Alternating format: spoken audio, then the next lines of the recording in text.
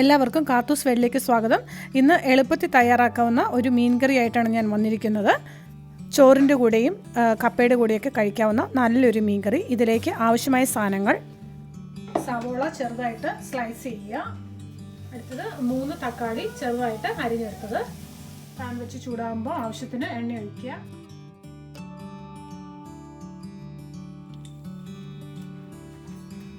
ഇനി ഇതിലേക്ക് ആവശ്യത്തിന് കടുകിടുക.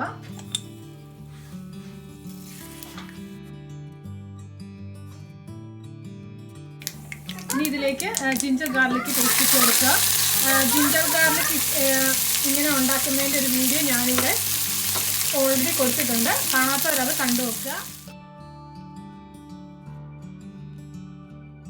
ജിഞ്ചർ ഗാർലിക്കിൻ്റെ പച്ചനിറം മാറുന്നവരെ നല്ലപോലെ ഒന്ന് ഫ്രൈ ചെയ്തെടുക്കുക. ജിഞ്ചർ ഗാർലിക്ക് നല്ലപോലെ മൊരിഞ്ഞതിന് ശേഷം അതിലേക്ക് നമുക്ക് അരിഞ്ഞു വെച്ചിരിക്കുന്ന സവോള ചേർത്ത് കൊടുക്കാം.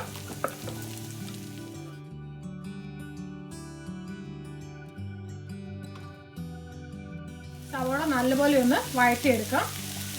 സവോള നല്ലപോലെ വഴന്നു കഴിഞ്ഞിട്ടുണ്ട്. ഇനി ഇതിലേക്കൊരു 1/4 ടീസ്പൂണോളം മഞ്ഞൾപ്പൊടി ഇട്ട് കൊടുക്കുക. 2 ടീസ്പൂണോളം മുളക് പൊടിയും ആഡ് ചെയ്ത് കൊടുക്കുക. ഇനി ഒരു 2 ടീസ്പൂൺ ഫിഷ് മസാലയും കൂടെ ആഡ് ചെയ്യുന്നു. ഇനി ഇതിൻ്റെ ഒരു പച്ചമണം മാറുന്നത് വരെ ജസ്റ്റ് ഒന്ന് ഫ്രൈ ചെയ്ത് കൊടുക്കാം. അതിനുശേഷം നല്ലപോലെ സവോളയായിട്ടൊന്ന് നല്ലപോലെ ഒന്ന് മിക്സ് ചെയ്തെടുക്കാം. അപ്പോൾ നമ്മുടെ സവോള നല്ലപോലെ മസാലയിലൊക്കെ നല്ല ഫ്രൈ ആയിട്ട് വന്നിട്ടുണ്ട്. ഇനി ഇതിലേക്ക് നമുക്ക് തക്കാളി ആഡ് ചെയ്യാം.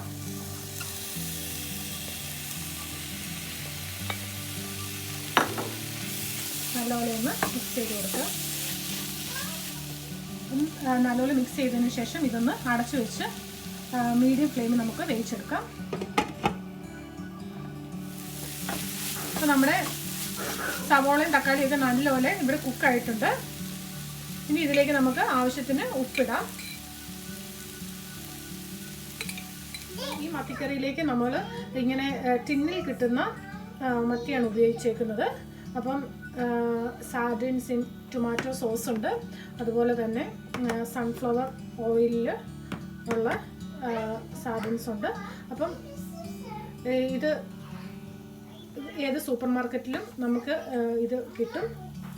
വലിയ വിലയൊന്നുമില്ല. ഫ്രഷ് മത്തി മേടിക്കുന്നതിലും വളരെ എളുപ്പമാണ്. ഇങ്ങനത്തെ ടിൻ മത്തി മേടിച്ചിട്ട് നമുക്ക് ഉണ്ടാക്കാൻ. ഇതുപോലെ ഇരിക്കും നമ്മുടെ ടിൻ ഫിഷ് തുറന്നു കഴിഞ്ഞാൽ. ഇത് ടൊമാറ്റോ സോസിലുള്ളത്, ഇത് സൺഫ്ലവർ ഓയിലുള്ളത്. അപ്പോൾ നിങ്ങൾക്ക് കാണാം നല്ലപോലെ നല്ല വൃത്തിയായ മത്തിയാണ്. അപ്പോൾ ഇതൊക്കെ മത്തിയൊക്കെ മേടിച്ച് വൃത്തിയാക്കുന്ന പണി നോക്കുകയാണെങ്കിൽ, അതിനെ കമ്പയർ ചെയ്യുവാണെങ്കിൽ ഇത് ഭയങ്കര എളുപ്പമാണ് ഇങ്ങനത്തെ ടിൻ മേടിക്കാൻ.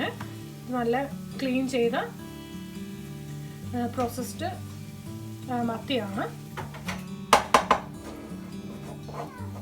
അപ്പോൾ നമുക്കിനി നമ്മുടെ മത്തി ഇട്ട് കൊടുക്കാം.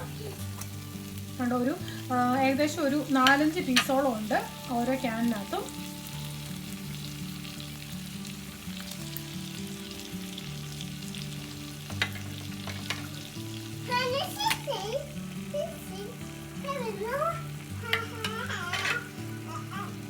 ഇതിൻ്റെ വേറെ പ്രത്യേകത എന്താണെന്ന് വെച്ചാൽ ഇതിനൊരു മണമൊന്നുമില്ല. നമ്മൾ ഫ്രഷ് മത്തിയൊക്കെ മേടിച്ച് വൃത്തിയാക്കി വെക്കുമ്പോഴത്തേക്ക് അതിനൊരു മണമൊക്കെ ഉള്ളത് അതൊന്നും ഇതിനില്ല. അപ്പോൾ ഇത് നല്ല ചെതുമ്പിലൊക്കെ കളഞ്ഞ് നല്ല ക്ലീൻ ആക്കിയ മത്തി കഷ്ണങ്ങളാണ്.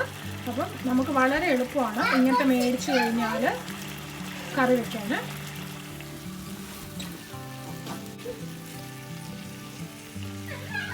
ഇനി നമുക്കിതൊന്ന് കുക്ക് ചെയ്തെടുക്കാം. അപ്പം ഈ കഷ്ണമെല്ലാം ഒരുവിധം ഹാഫ് കുക്ക്ഡ് ആണ്.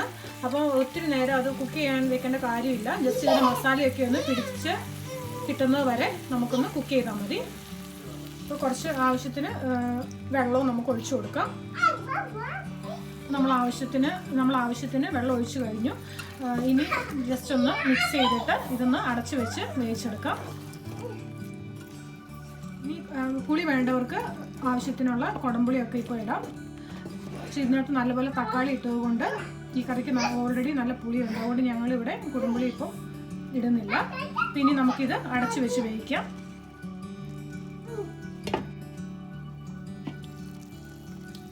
അപ്പോൾ നമ്മുടെ മീൻ കറി നല്ലപോലെ തിളച്ചിട്ടുണ്ട്. ഇനി ഇടയ്ക്കൊന്ന് ഇളക്കി കൊടുക്കുക.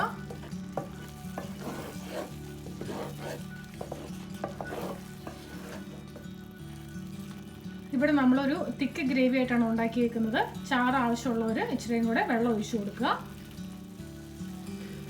അങ്ങനെ നമ്മുടെ ഈസി മത്തിക്കറി ഇവിടെ റെഡി ആയിട്ടുണ്ട്. എല്ലാവരും ഇത് ട്രൈ ചെയ്ത് നോക്കുക. വളരെ എളുപ്പമാണ് ഇങ്ങനെ നമ്മൾ കറി ഉണ്ടാക്കുകയാണെങ്കിൽ.